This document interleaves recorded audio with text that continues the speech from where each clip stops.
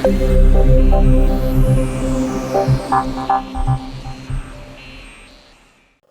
Next अब HTML में हम ऑर्डर्ड लिस्ट और इमेज टैग के ऊपर थोड़ा सा देखेंगे। सो इमेज टैग को हमने थोड़ा बहुत तो यूज किया ही था यूजिंग व्हाट img टैग। तो हमने HTML फाइल बनाई थी नॉर्मली, बॉडी पार्ट के अंदर हमने इमेज को डिस्प्ले किया था using what this img tag. So हमने img टैग नॉर्मली यूज किया था इमेजेस के लिए। img के 3 इंपॉर्टेंट एट्रीब्यूट्स हमने देखे थे उस समय। वन इज src, जहाँ से हम इमेज की लोकेशन डिफाइन करते हैं कि इमेज एग्जैक्टली जो मुझे यहाँ पर डिस्प्ले करनी है वो कहाँ पर पड़ी था, जहाँ से हम इमेजेस डिफाइन कर रहे थे। और हमने देखा था हम इमेजेस 2 मोड में डिफाइन करते हैं, absolute path and relative path. Absolute path में हमने कहा था कि हम फाइल का पूरा पाथ एग्जैक्टली वो कौन सी लोकेशन पर पड़ा हुआ है पूरा पाथ डिफाइन करते हैं, जो कि हम प्रेफर नहीं करते। बिकॉज अगर आप अपनी फाइल में पूरा पाथ दिया है तो दैट मीन्स ये फाइल जिस भी सिस्टम पर रन होगी, एग्जीक्यूट की जाएगी ब्राउजर पे, उसे इस फोल्डर में क्या रिक्वायर्ड होगा, वो पाथ रिक्वायर्ड। और अगर आप रिलेटिव पाथ देते हैं तो इसका मतलब है जिस डायरेक्टरी में आपने ये HTML फाइल रखी है पाथ उस रिस्पेक्ट में आए। जैसे xyz.jpg दिया है तो इसका मतलब था कि इमेज फाइल कहाँ होनी चाहिए, जहाँ ये HTML फाइल पड़ी है वहीं पर होनी चाहिए। हमने भी देखा था कि स्टैंडर्ड के लिए हमने क्या लगा दिया, इमेजेस का फोल्डर बना दिया था। हमने अपने प्रोजेक्ट में इमेजेस का फोल्डर बना, इमेजेस का फोल्डर बना। Hello,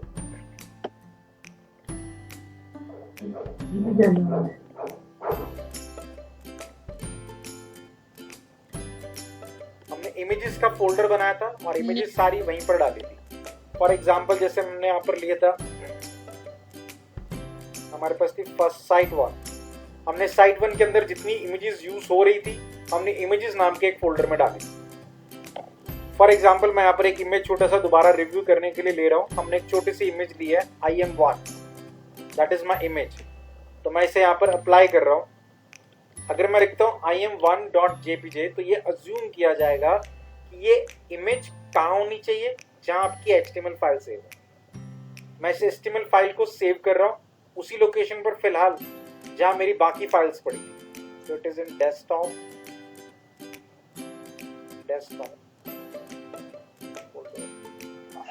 site 1 images.html।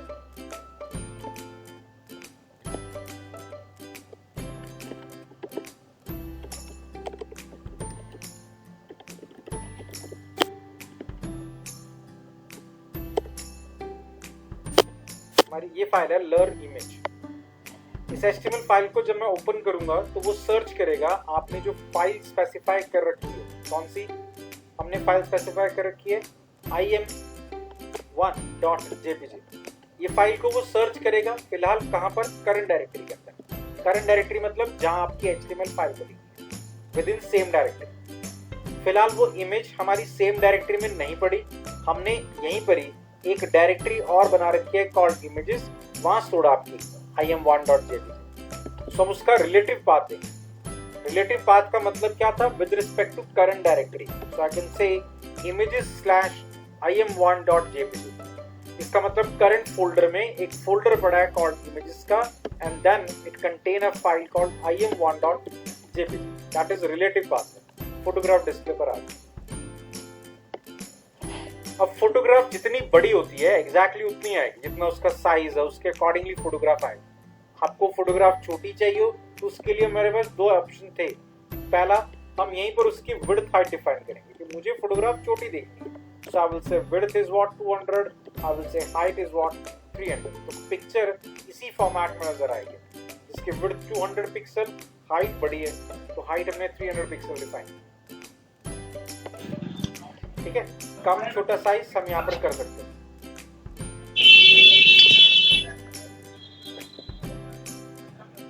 कुछ डाउट है क्या?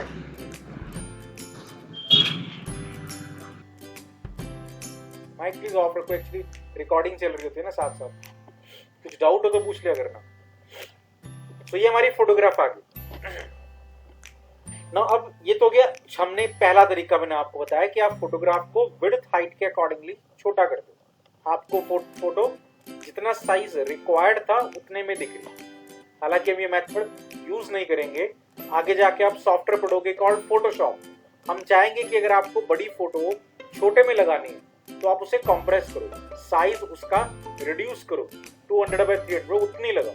क्योंकि अभी क्या हो रहा है, हमारा ब्राउजर पूरी फोटोग्राफी ला रहा है, पूरी बड़ी, लेकिन उसे दिखा किस में रहा है, वो छोटे में रहा है। तो यानी जितना टाइम अभी उसे लग रहा है वो उतना ही लग रहा है जितना उसे बड़ी फाइल में लग रहा है। अगर ये फाइल एक्चुअली रिड्यूस होती तो मेमोरी स्पेस, टाइम दोनों कम लगते और फाइल को डाउनलोड भी कम करना पड़ता। मतलब इंपॉर्टेंट ये है कि अगर आपके पास कोई बड़ी फोटोग्राफ है तो use photo editing software like Photoshop और एनी अदर। आप उस साइज को रिड्यूस करो, जितना साइज आपको चाहिए उतने में लेकर आओ, instead of using what, width and height. क्योंकि विड्थ एंड हाइट के थ्रू हम सिर्फ ये कह रहे हैं कि फोटो बड़ी है, दिखाओ मुझे कितने में, 300 बाय 300 में। बट फोटो का लोड होने का जो टाइम होगा, जो स्पीड उसे लगेगी, वो पूरी बड़ी इमेज वाली ही लगेगी। ठीक है, वो हम बाद में पढ़ेंगे फोटोशॉप में। तो हमने सिंपल फोटोग्राफ लगा, अगर मैं विड्थ हाइट नहीं लगा रहा तो हमारे पास फोटोग्राफ तब भी पूरी आएगी, फुल साइज में। ना फोटोग्राफ का एक एक्स्ट्रा और इंपॉर्टेंट एट्रीब्यूट होता है, extra and important, called ALT, that is called alternative image. यहाँ हम नॉर्मली टेक्स्ट डिफाइन करते हैं, टेक्स्ट कुछ भी राइट कर सकते हो, like demo content, you have written the content. Image के साथ ALT, उसका अल्टरनेटिव टेक्स्ट लिखना है। हालांकि आपके सामने अभी इमेज नजर आ रही है, मैं रिफ्रेश करता हूँ इस पेज को, इमेज आएगी, वो टेक्स्ट, अल्टरनेटिव टेक्स्ट कहीं दिख नहीं रहा। वो अल्टरनेटिव टेक्स्ट दो जगह पर यूज होगा। पहला, बहुत सारे ब्राउजर्स हैं, जैसे इंटरनेट एक्सप्लोरर की बात ही करते हैं, तो वो क्या करता है, जैसे ये टेक्स्ट आ रहा है, इमेज आ रही है, इमेज पे जैसे ही कर्सर लेके जाओगे ना, वो टेक्स्ट अपीयर हो जाएगा। ठीक है, मैं एक बार बताता हूँ। सपोज मैं इसे, अगर ब्राउजर मेरा सपोर्ट कर रहा है तो आई कैन चेक कि ये शो कर रहा है कि नहीं। मैं इंटरनेट एक्सप्लोरर में से ओपन कर रहा हूं।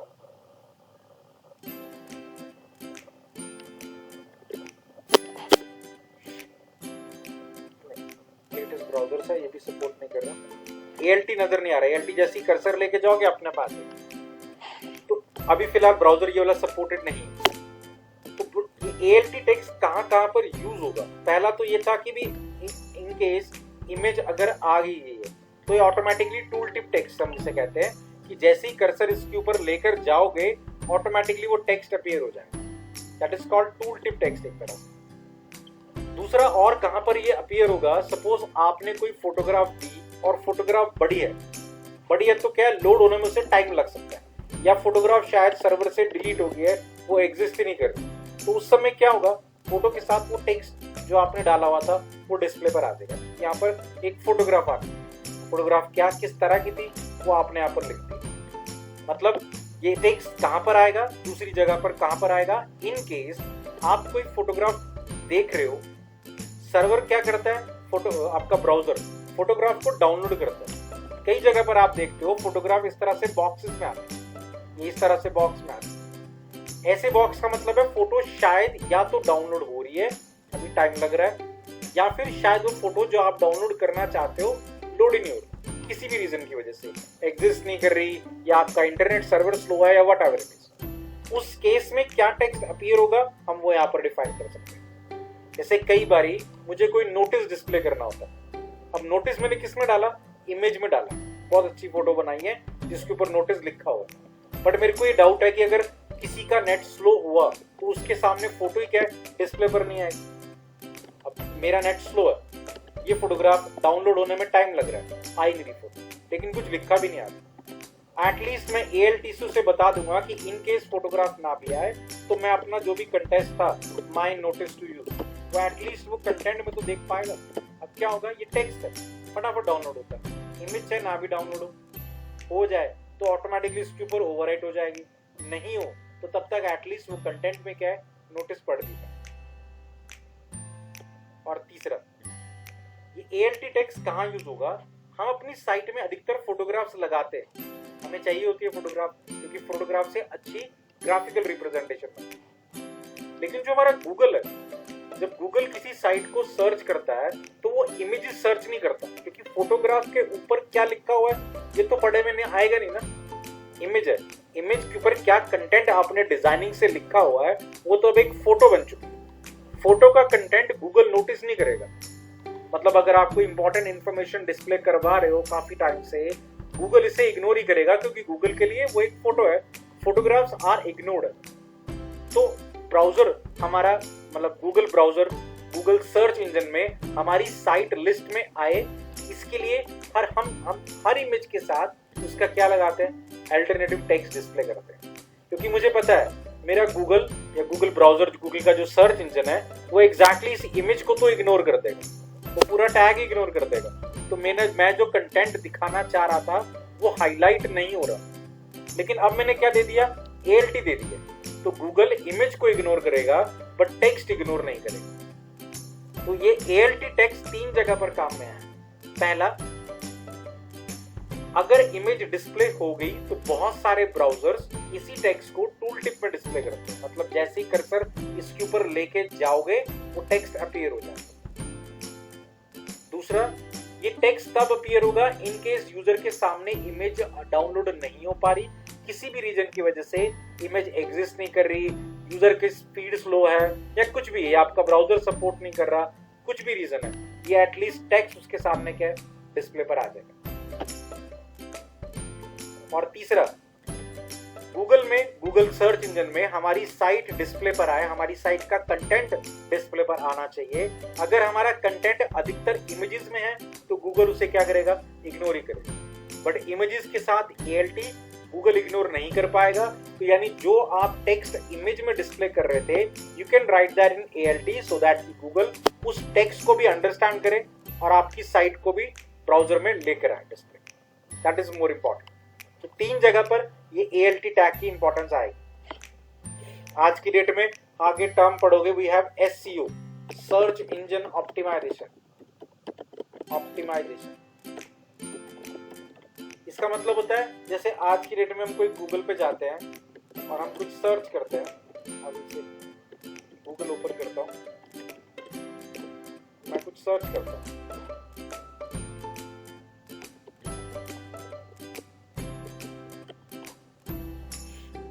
जब यहाँ मैं सर्च करता हूँ, सपोज करो कंप्यूटर एजुकेशन, तो बहुत सारी वेबसाइट्स का नाम डिस्प्ले पर आता है। देखो कुछ एजुकेशन सेंटर्स के नाम टॉप पर आए, ठीक है ना। अब ये टॉप पे लाने का मतलब ही क्या है, एपटेक का नाम देखो सबसे पहले आया साइट पर, और बहुत सारे कंप्यूटर के भी नाम आ रहे हैं, ठीक है ना।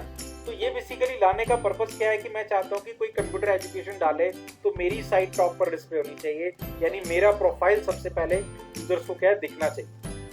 इसे हम कहते हैं SEO। आप अपनी साइट को कुछ इस तरह से राइट करोगे कि गूगल उसे इजीली पकड़ सके, फेच कर सके, आपकी साइट को टॉप पे ला सके। इसके लिए गूगल एक्सपेक्ट करता है कि आपके कंटेंट वैसा होना चाहिए, आपके पास ये सब कुछ होना चाहिए, बहुत सारी चीजें वो एक्सपेक्ट करता है। इसी में उसकी एक्सपेक्टेशन होती है कि आपके पास ज्यादा से ज्यादा कंटेंट होना चाहिए।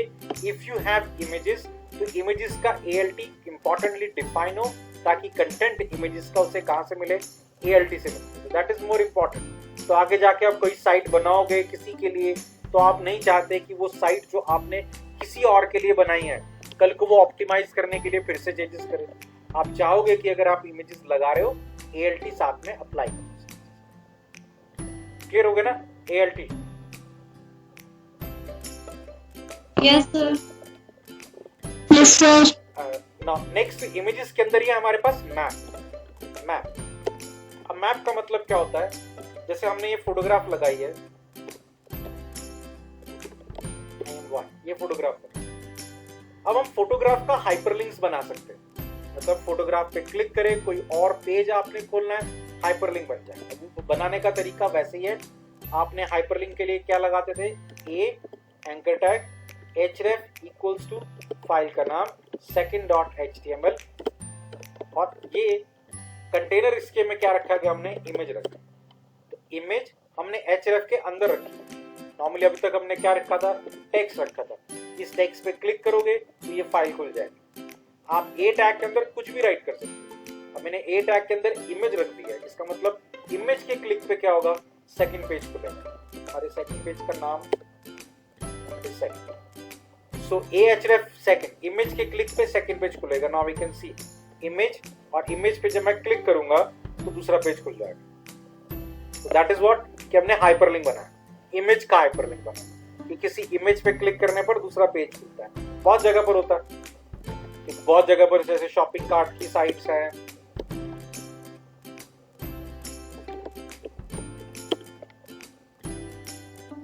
शॉपिंग कार्ट की साइट है, दीज आर व्हाट फोटोग्राफ्स है। जब मैं इन फोटोग्राफ पे क्लिक करता हूँ तो एक अलग पेज खुलता है, ठीक है ना। तो इमेजेस के ऊपर भी हाइपरलिंक्स बनते हैं।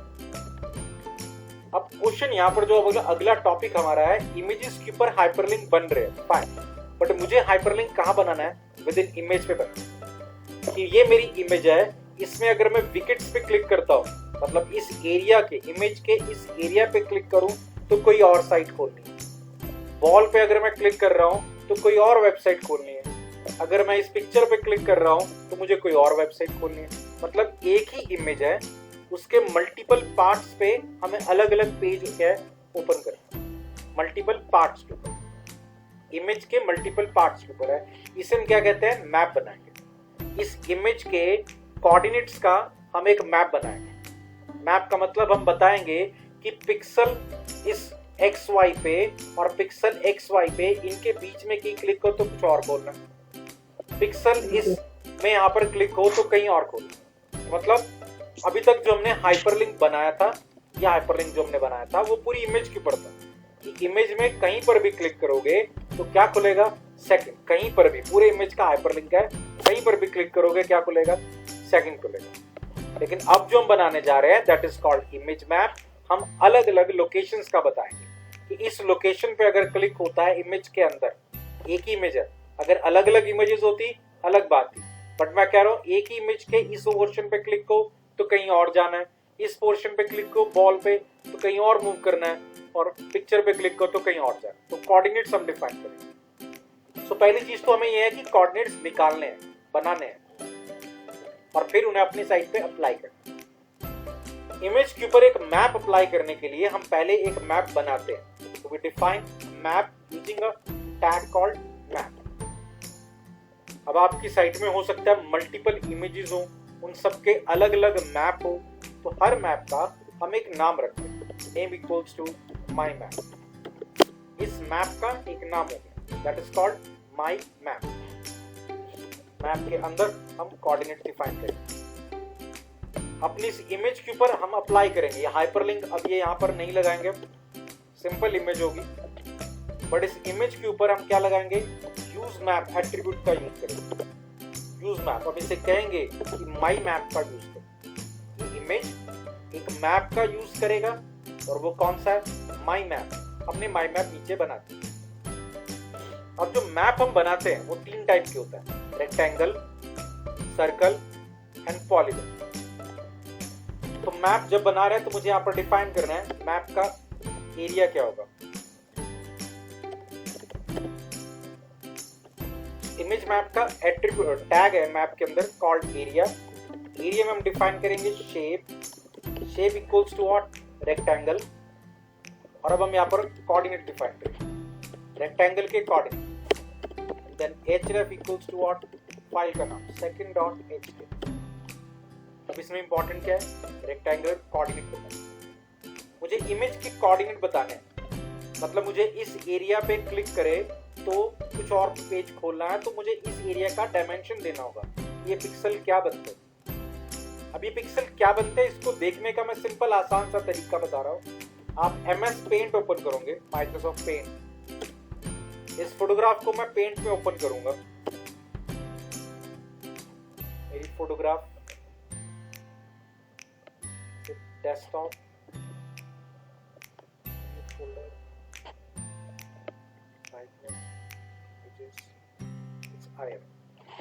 मुझे ये कोऑर्डिनेट देना है रेक्टेंगल का। आप देखना पेंट ब्रश में जब आप कर्सर को किसी पोजीशन पर लेके जाते हो तो बिल्कुल लेफ्ट बॉटम पे यहाँ पर कोऑर्डिनेट्स लिखे आते हैं। देखो आ रहे कोऑर्डिनेट लिखे हुए 548 एंड 404 आ रहा है क्लियर? No sir. मेरी स्क्रीन आ रही है?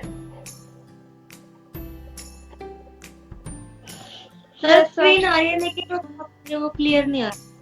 स्क्रीन के ऊपर देखो, बिल्कुल बॉटम पे, राइट बॉटम पे, लेफ्ट बॉटम पे, यहाँ पर इस एरिया पे। यस सर आ रहा है। ये कोऑर्डिनेट्स आ रहे हैं ना?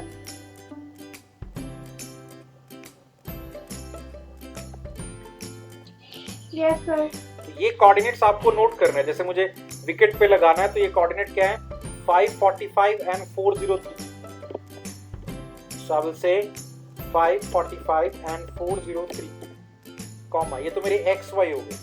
और दूसरे कोऑर्डिनेट मुझे विकेट के यहाँ तक लेकर आना है, तो मेरे ये कोऑर्डिनेट्स मेरे और आएंगे विकेट के 636 681। सो आई विल से 636 एंड 681।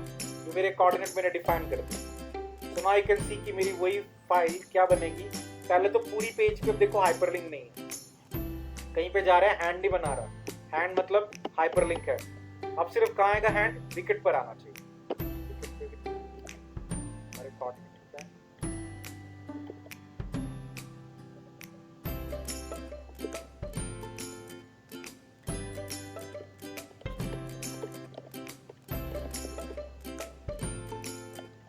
यूज मैप में हैश लगाना है, हैश माई मैप।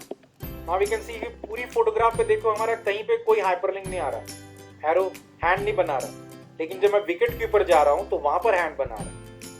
और यहां मुझे वो कह रहा है कि इस पे क्लिक करोगे तो second.html फाइल खुल जाएगी। क्लियर हुआ रेक्टेंगुलर कोऑर्डिनेट्स कैसे फेच करने हैं? Yes sir. सर एक बार कोऑर्डिनेट दोबारा बता दो। हाँ फिर हमें मैप डिफाइन करना है। मैप में एरिया हमने डिफाइन किया। एरिया में इंपॉर्टेंट क्या है? शेप। शेप जैसे हमने अभी क्या दी? रेक्टेंगल दी, तो रेक्टेंगल के कोऑर्डिनेट देने। हमने पेंट ब्रश के अंदर, नॉर्मली पेंट ब्रश में अपनी फोटोग्राफ को ओपन किया और जिस रेक्टेंगुलर एरिया को हमें सिलेक्ट करना है, हम कर्सर वहां पर लेकर आए हैं। लेफ्ट बॉटम में मुझे उसके कोऑर्डिनेट दिखाई देंगे 540 बाय 407। और फिर राइट बॉटम मतलब रेक्टेंगल मेरा कहां तक बनेगा? मैं ये रेक्टेंगल चाहता हूं, एग्जैक्टली ये वाला, ये रेक्टेंगल चाहिए। एक मेरा ये पॉइंट हो गया और एक मेरा ये पॉइंट हो गया। कर्सर जैसे उसके ऊपर लेके जाऊंगा, कोऑर्डिनेट लेफ्ट साइड पर आ रहे हैं, ये 548 बाय 397। और इसके मेरे जो भी कोऑर्डिनेट्स थे मैंने वो यहाँ पर जाके टाइप कर दिए। X first point XY and second point X1 Y1। In coordinates में कहीं पर भी क्लिक होता है तो हमने कह दिया second.html फाइल क्या है? ओपन। ठीक है, ऐसी मैं एग्जांपल लेता हूं। और तो मैंने कहा ये रेक्टेंगल इस पे चाहिए मुझे, बॉल पे। अब यहाँ सर्कुलर हाइपरलिंक चाहिए, तो सर्कुलर में हम क्या डिफाइन करेंगे? सेंटर पॉइंट फाइंड आउट कर लेंगे। मैंने कर्सर बिल्कुल सेंटर में रखा है, इट इज 901 एंड 232। तो मैं डिफाइन कर रहा हूँ area, but the shape is what? Circle. Coordinates में हम क्या डिफाइन करेंगे? हमारे कोऑर्डिनेट्स क्या थे? 903 एंड 233। 903 एंड 233 ये हमारा XY हो गया। और एक हमने क्या दे दिया? रेडियस दे दिया कि इतने से 50 पिक्सल्स के रेडियस तक अगर फाइल खुलता है तो href to another file called page1.what दूसरा पेज खुल जाए। तो हमने दो अलग अलग लोकेशंस पे अलग अलग फाइल की दे दी।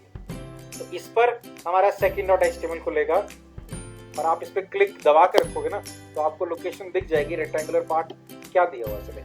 ये रेक्टेंगुलर आया हुआ है और ये मेरा सर्कल था, तो सर्कल का रेडियस देखो इतना आया हुआ है। 50 थोड़ा ज्यादा हो गया, मैं कम कर सकता हूँ ताकि बॉल ही सिर्फ कवर हो, बाहर का एरिया कवर हो। और बॉल पे हमने क्या कह रखा था?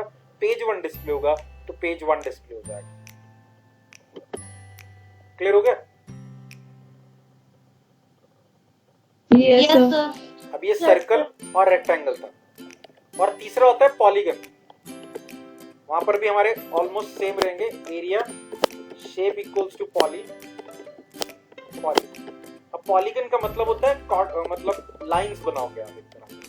जैसे अगर ये पॉलीगन मुझे चाहिए तो मैं कहूंगा ये पॉलीगन मतलब यहाँ से लो एग्जांपल। सिर्फ ऐसे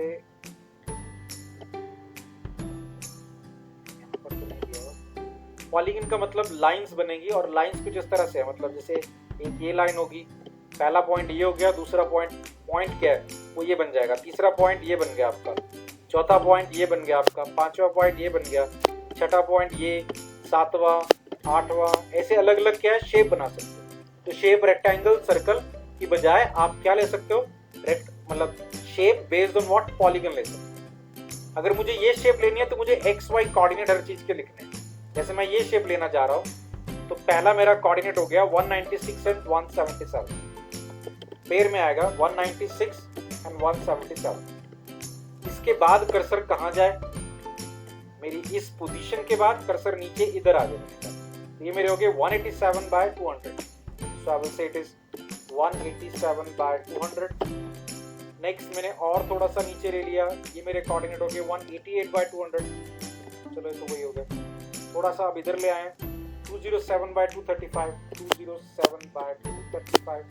इस तरह से हम रेक्टेंगुलर के क्या डिफरेंट कोऑर्डिनेट देंगे, 228/246, 228/246। एक्स एंड वाई के कॉम्बिनेशन है, पेयर चलेगा, तो जिस भी कोऑर्डिनेट पर आना है उसके एक्स एंड वाई उठाना है, 238 एंड 209,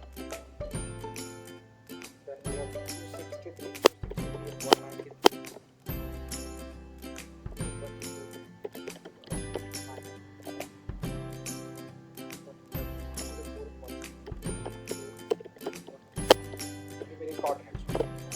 यहाँ पर भी हमने href से कोई दूसरी फाइल खोल दी, सपोज page1.html ऊपर करवा दी। अभी मेरे पॉलीगन कोऑर्डिनेट्स हो गए, फाइल को सेव नहीं करूंगा ताकि लाइन सेव हो। नाउ आई कैन सी कि अब मेरे पास 3 लिंक्स होंगे, एक तो ये शोल्डर पर है और कहीं नहीं है, ठीक है, शोल्डर का दिया हमने, एक हमने इस विकेट का लिंक दिया है, एक हमने इस बॉल का लिंक दिया। तो एक ही इमेज के मल्टीपल लोकेशंस पर आपने क्या बनाया, हाइपरलिंक्स बनाया। और वो कैसे बनाए, हमारे पास था कि आप इमेज के कॉरस्पॉन्डिंग पेंट ब्रश में जाके आप एक मैप बनाओगे। मैप आपके ऊपर डिपेंड करता है कि आपको रेक्टेंगल, सर्कल या पॉलीगन का बनाना है। उनके कोऑर्डिनेट्स डिफाइन करोगे कि अगर रेक्टेंगल है तो 2 कोऑर्डिनेट मतलब आएंगे, एक्स पॉइंट, एक्स वाई और x1 y1। सर्कल है तो we can have centre point and radius, और पॉलीगन है तो we can have a pair of x and y coordinate, xy xy xy कितने मर्जी, ठीक है ना, वो पॉलीगन बन जाएगा। इनके बीच का हाइपरलिंक कौन से पेज पर देना है वो आपने href से दिया। ये जो मैप बनाया आपने फोटोग्राफ पर अप्लाई करना है, इसके लिए इमेज का एट्रीब्यूट है कॉल्ड यूज मैप, ब्रैकेट में आपने क्या दे दिया, माई मैप डिफाइन कर दिया। माई मैप मतलब ये जो नेम डिफाइन किया, यानी ये इमेज एक मैप का यूज करेगा जिसका नाम माई मैप है, वो माई मैप ये रहा। मल्टीपल इमेजेस होंगी, उनके अलग अलग मैप्स होंगे, तो वो आप अलग अलग कोऑर्डिनेट के थ्रू क्या डिफाइन करोगे।